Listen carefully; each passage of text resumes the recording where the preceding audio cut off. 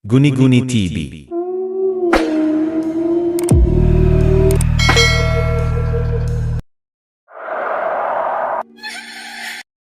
Magandang araw po sa inyong lahat. Sana maibigan niyo ang kwentong ibabahagi ko sa inyo. Sa isang maliit na baryo na napapalibutan ng malalawak na kagubatan, naging usap-usapan ang biglaang pagkawala ng ilang residente. Wala kahit anong bakas na naiiwan at tanging malamig na hangin at misteryosong tunog ng mga hayop ang sinisisi ng mga tao. Ngunit isang araw, isang grupo ng mga kabataang naghahanap ng kahoy panggatong ang nakakita ng bangkay sa gitna ng gubat. At dito nagsimula ang sunod-sunod na nakakakilabot na mga pangyayari. Bandang tanghali, magkasama sina Arnel, Tomas at Kaloy nang pumasok sila sa kagubatan para maghanap ng mga tuyong kahoy. Habang naglalakad, napansin ni Tomas ang kakaibang amoy sa paligid. Parang nabulok na hayop. "Amoy bangkay," sabi niya habang tinatakpan ang ilong. "Hayaan mo na. Baka may patay na hayop lang dito," sagot ni Kaloy. Ngunit nagdadalawang isip na rin ito. Ilang hakbang pa, napansin nila ang mga uwak na nagkumpulan sa isang bahagi ng gubat. Agad nilang tinaboy ang mga ibon at natuklasan ang nakakapangilabot na tanawin. Isang katawan ng lalaki, halos butot balat na lamang, nakatiyaya sa lupa. Ang mga mata nito ay nanlalaki, tila ba puno ng takot, at ang kanyang tiyan ay niluray na parang ginawang pagkain ng mabangis na hayop. "Diyos ko!" bulong ni Arnel habang umatras.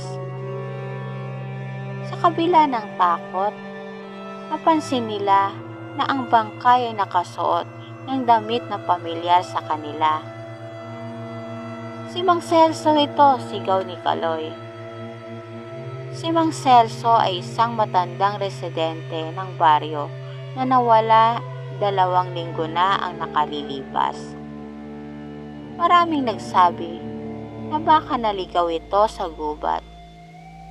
Ngunit ngayon ay malinaw na hindi lang simpleng pagkawala ang nangyari. Agad silang tumakbo pabalik sa baryo upang ipaalam ang natuklasan.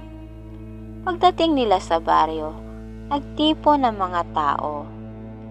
Habang sinasabi nila ang kanilang nakita, napansin ng ilan na tila hindi simpleng hayop ang dahilan ng pagkamatay ni Mang Celso. Ano ang hayop na kaya mag-iwan ng ganoong sugat? Parang hindi natural, sabi ng isang residente. Lumapit ang isang matandang babae na kilala bilang Aling Pilar, ang albularyo ng baryo. "Iyang nakita nyo, hindi gawa ng hayop," sabi niya habang nakatingin sa direksyon ng gubat. "Ang kagubatan natin ay may mga nilalang na hindi basta-basta dapat kinagalaw.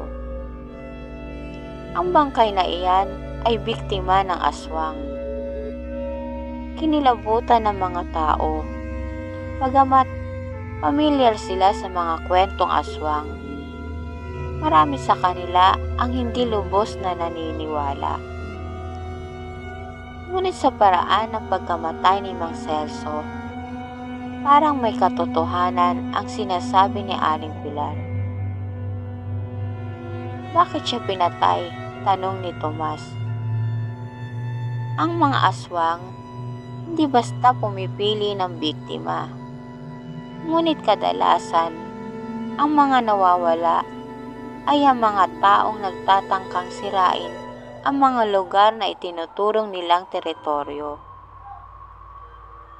Kinagabihan, sa utos ng kapitan ng baryo, nagtipon-tipon ang mga kalalakihan upang magbantay. May mga dala silang itak, sibat at bawang. Sa kabila ng tapang na ipinapakita nila, hindi maikakaila ang takot sa kanilang mga mata. Kapag may narinig kayong kahit anong ingay mula sa gubat, huwag kayong lalapit, babala ng kapitan. Baka iyon na ang nilalang na pumatay kay Mang Celso. Habang tahimik ang paligid, narinig nila ang isang mahaba at malalim na huni mula sa gubat. Parang halakhak ng babae, ngunit may halong tunog ng hayop. Anong klaseng hayop yun? Tanong ng isa habang tumutulo ang pawis sa noo. Di pa man sila nakakabawi mula sa takot, biglang may narinig silang mga yabag na papalapit mula sa dilim.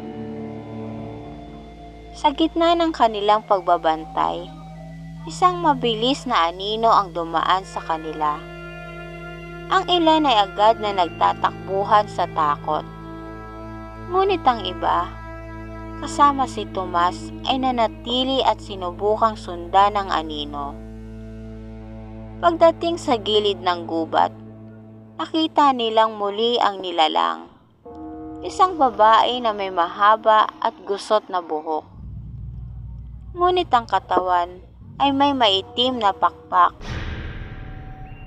Sa ilalim ng buwan, kitang-kita ang matulis nitong mga kuko at ang dugo ang bibig nito.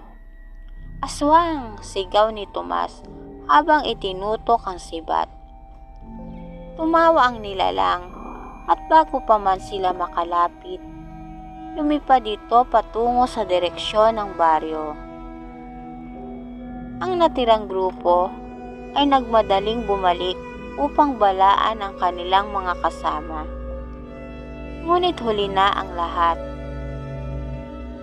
Kinabukasan, natagpuan ang isa sa kanilang mga kasama na nakabulagta sa gitna ng baryo. Ang katawan nito ay parehong-pareho ang sinapit ni Mang Celso. Niluray ang tiyan at parang ginawang pulutan. Mula noon, iniwan na ng mga tao ang baryo. Natatakot na baka sila na ang sumunod na biktima. Hanggang ngayon, nanatiling misteryo kung sino o ano ang nilalang na kumitil kay Mang Celso at sa iba pang biktima. Ngunit isang bagay ang malinaw. Hindi basta-basta ang kagubatan sa lugar na iyon. At ang sino mang papasok sa gubat ay dapat mag-ingat dahil baka hindi na sila makalabas ng buhay. At dito na po nagtatapos ang aking kwento. Salamat po.